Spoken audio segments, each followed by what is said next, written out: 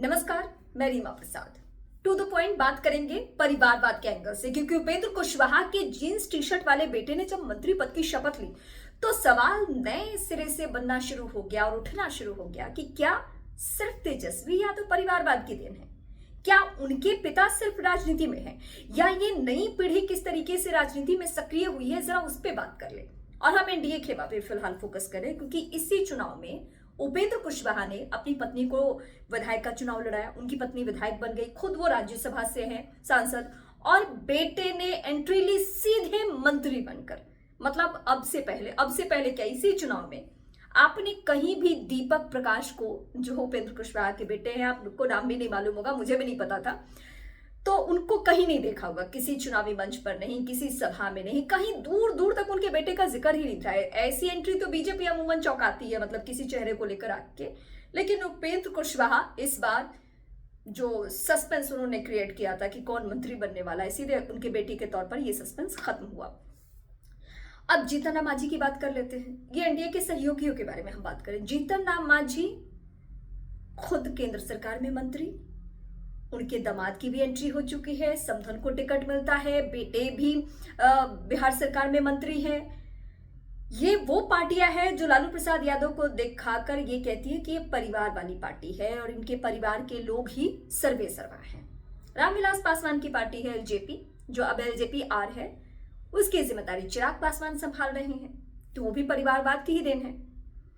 तो ये एनडीए खेमे में इतने परिवार वाले चेहरे होने के बावजूद बार बार सबका ध्यान सिर्फ लालू प्रसाद यादव के बेटे तेजस्वी यादव पर जाता है।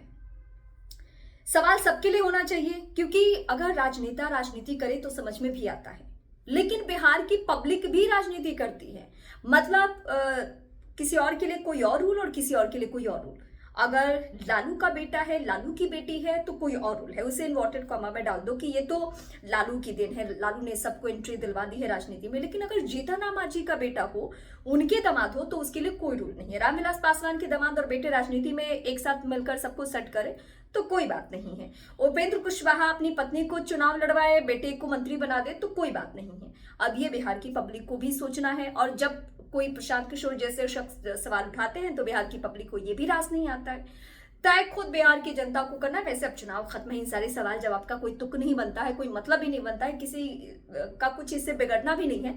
लेकिन हाँ, इन पहलुओं पे बात जरूर होनी चाहिए कि सबके लिए नियम एक जैसे होने चाहिए। अगर कोई और अपने परिवार के सदस्य को बिना कुछ किए राजनीति में लेकर आ रहा है या फिर सीधे मंत्री बनवा रहा है, तो क्यों ना सवाल उठे। कुशवाहा जी ने यह कदम उठाया है तो चौतरफा चर्चा हो रही है।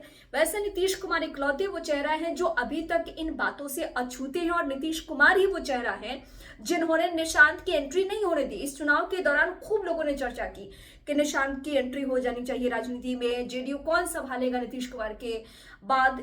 लेकिन फिर भी निशांत को नीतीश कुमार ने नहीं आने दिया, और सिर्फ इसलिए नहीं आने दिया कि नीतीश कुमार की पूरी राजनीति, पूरी सियासी जमा पूंजी यही है कि उन्होंने लालू के खिलाफ राजनीति की है, और लालू प्रसाद यादव के परिवारवाद को दिखाकर बार बार वो बिहार के जनता की नजर में अलग अपनी छवि गढ़ते रहे हैं, जो कि बहुत हद तक सच भी है। लेकिन क्या नीतीश कुमार ऐसे चेहरों के साथ कंफर्टेबल है जो सिर्फ परिवार की पार्टी बनकर रह गई है, चाहे वो रामविलास पासवान की पार्टी हो, या फिर जीतन राम मांझी की पार्टी हो, या फिर उपेंद्र कुशवाहा की पार्टी हो? ये सवाल उठना लाजमी है, क्योंकि नीतीश कुमार वाकई अब उन चेहरों से ही घिरे हुए नजर आते हैं जहां जहां पे उन्होंने कभी भी कॉम्प्रोमाइज नहीं किया, चाहे वो परिवारवाद का एंगल हो, भ्रष्टाचार का एंगल हो, क्योंकि कई नेताओं, कई मंत्रियों पे भ्रष्टाचार के एंगल से भी मामले हैं, लेकिन कभी उन्होंने इन बातों पर ना फोकस किया, ना सार्वजनिक जीवन में आकर कुछ कहा। चलिए, प्रचंड बहुमत के साथ सरकार बन गई है तो बहुत सारे सवाल उठाने का कोई मतलब नहीं बनता है, कि क्योंकि कोई सुनने वाला भी नहीं है। तो बिहार की नई सरकार, वोटर्स को, बिहार वासियों को मुबारक हो।